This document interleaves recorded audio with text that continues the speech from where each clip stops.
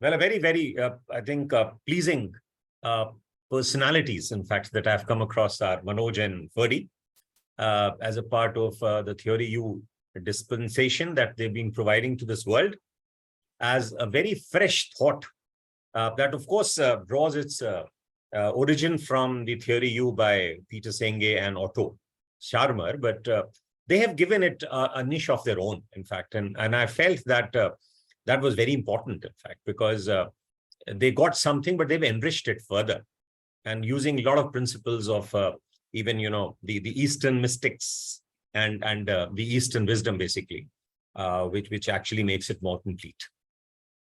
One of the most important thing that I noted here was that for its relevance to the current context is that it talks about changing into the future. And how do you really learn from the emerging future? What are the signs that you think that, yes, future has already arrived? And it's not that future is there something that you have to kind of, go and get, but you kind of, co-create through a process and through course corrections, in fact, and through a process of giving up what you're holding on to currently, and then get in something which is actually coming from the future.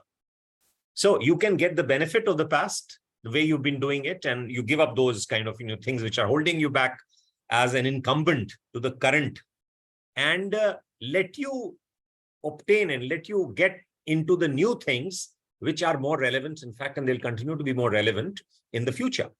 So it's a beautiful process of actually, firstly, giving up the fear that holds you from transformation. The three kind of fears they talk about is the fear of failure.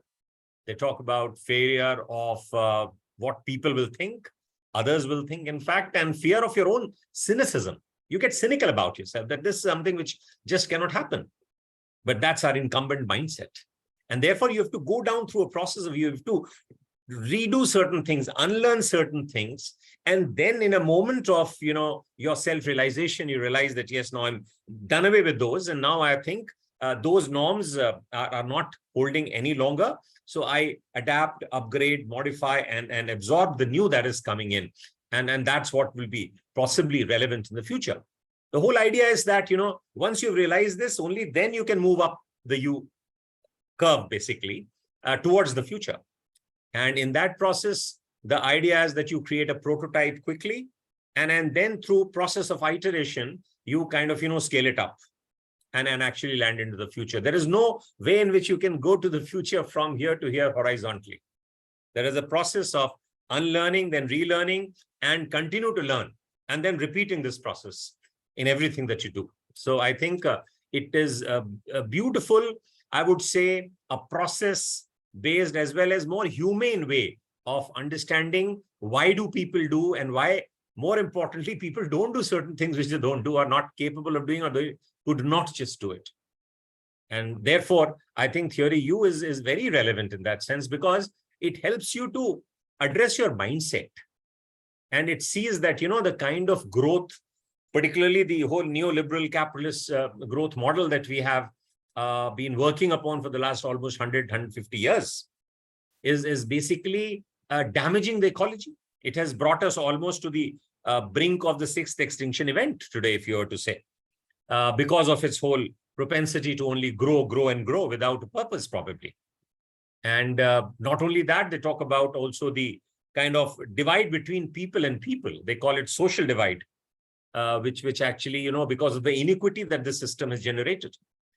And I would say that this is perhaps one of the most inequitable period in human history, where 6 people on earth probably own more than 50% of the world GDP. So this social divide is not healthy for a sustainable future at all.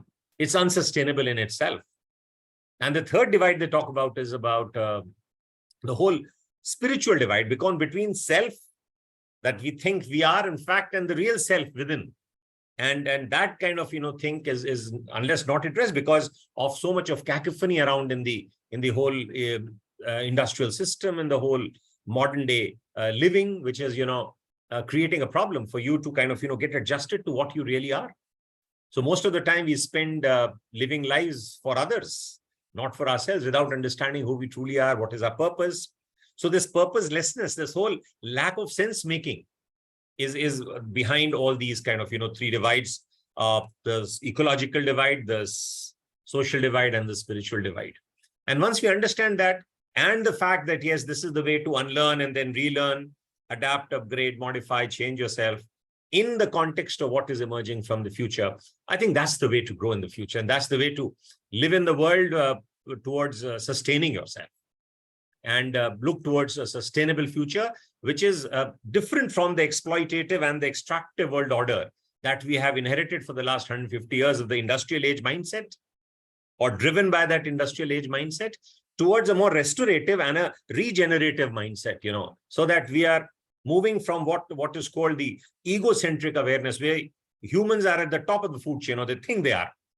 And that whole instrumental use of nature, as well as instrumental use of even human beings and any material for that matter, to more or less, more humane way of looking at life, more, consideration about the planetary welfare as an interconnected, hyper-connected whole.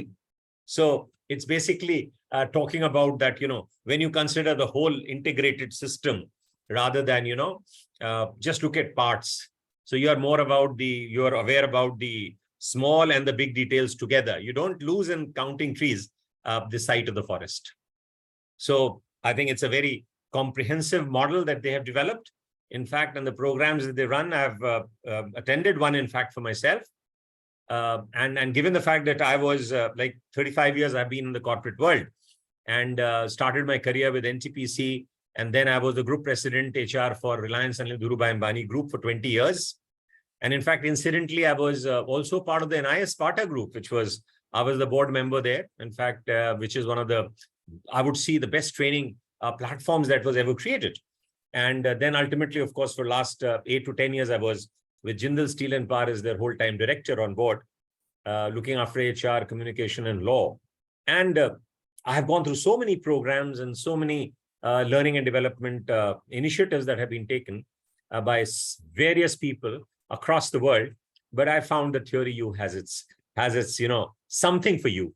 It has something for all of us, and something very special about this U Theory has something very special about you, all of us, in fact. So I think it's been really nice experiencing what they have brought out as a more cohesive, as a more integrated, hyper-connected, holistic, way to kind of, lead in the world, where there is too much of technological disruption, there is so much of market turbulence, and there is so much of, I would say, commotion that, sense making has to be brought in today. With this technology and the social media creating a control and what you call surveillance economy around, the total sense making is lost. And so therefore, something like a steady state, understanding of things, giving yourself time to reflect upon, and then do things which are the right things to do. So I think it does not even just teach you how to do it, but also how to do the right things. So I think I've been very happy going through this program of theirs. And once again, I would like to kind of, put on record the immense contribution of Manoj and Ferdi, not only as trainers, but as good human beings. They kind of, that is basis of their kind of, more receptivity that they are kind of, have, or they kind of, are prone to, where the programs are concerned, in fact, and the participants take a lot more when these two teach them.